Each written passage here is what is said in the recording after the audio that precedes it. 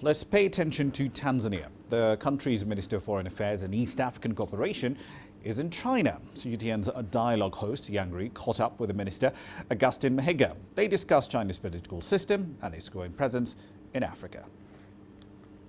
In Africa and in our educational system, we are brought up to understand that liberal democracy has to go hand in hand with the liberal market.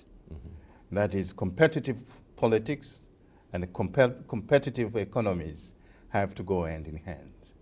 But we are witnessing in the 21st century that the Chinese experience of a socialism with Chinese characters. What does that mean for you personally? What it means is that there is a big component of state intervention in the economy or guided economy, and a mixture of state intervention with the private sector, which is quite innovative.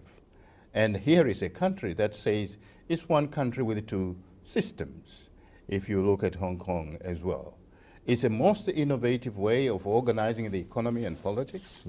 That is, I think, still a scent of great interest to academicians and political practitioners to see how this kind of combination in China has been able to bring both stability, prosperity, at the same time to propel the market economy in a different trajectory that is even more competitive than the one we know in the Western world. There is a loud voice coming out of the European Union that Europeans are losing influence in Africa as opposed to the growing presence of the Chinese companies and Chinese business sticks in the African continent. Do you agree? Africa is a large continent, and a continent that is expanding development in all sectors. There is room for everybody to interact and cooperate with Africa. But to put it even much more, I think, evenly, is that the world is competitive. And even among friends, there can be competition. The salaries, the incomes of the Europeans are higher than those of the Chinese. The Americans is higher than those of the Chinese. But we are witnessing in a very rapid change that even the Chinese costs of production and salaries are rising.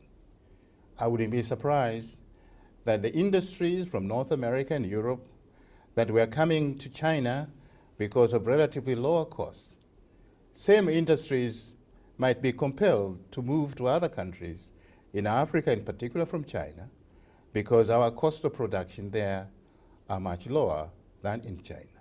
This is the evolution of development and technology. There has to be a comparative competition